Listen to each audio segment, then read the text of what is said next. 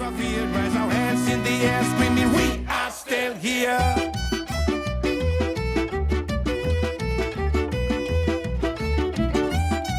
My name is Janet.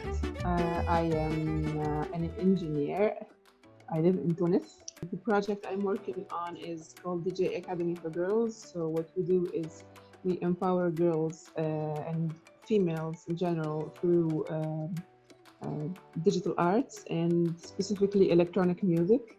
We don't know who to blame because honestly it's a worldwide problem, but we're trying to deal with whatever we can get. The main initiative that I've been part of is DJ Academy for Girls. It's a platform for girls to express themselves and to dismantle stereotypes. And I think it played a big role during the pandemic because, or even after the pandemic, because a lot of that frustration and a lot of that boredom and a lot of that energy, they wanted to let it out some way or another. So I think the artistic approach of these girls is a way to make some kind of social change or social impact, but every girl in her own way, and every girl has her own message. This project makes us think about people who were affected because of the pandemic and people who only work in spaces where there's a lot of audience and there's a lot of there's no social distancing, so they had no way to work. And it makes you see that okay, it might be cool to be a DJ, but it's not a very certain way to make a living. So we think we have to think about how we can leverage the technology, the technical tools that we have in order to sustain their lives and their business models.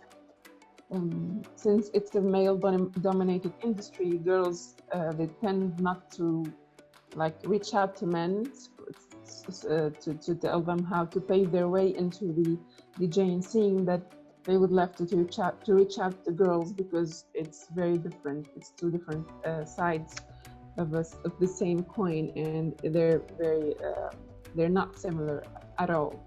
We are trying to embrace the female way of activism and the female way of leadership.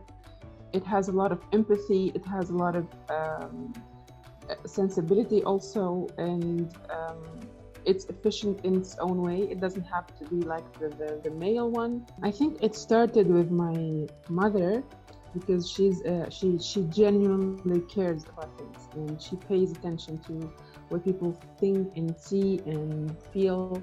So I think that empathy came from there, and I think the most important thing people have to do if they want to become activists is to be empathetic and put themselves in other people's places and see how they would be living and feeling before being scared of robots taking over the earth.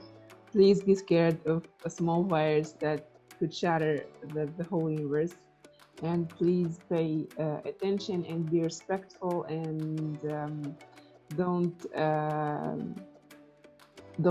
do hate speeches, and listen to what the person is saying and not just what you want to hear from whatever that person is saying.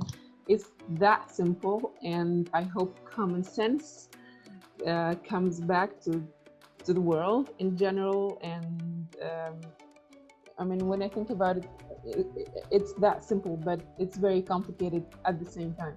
So thank you for coming to my TED Talk.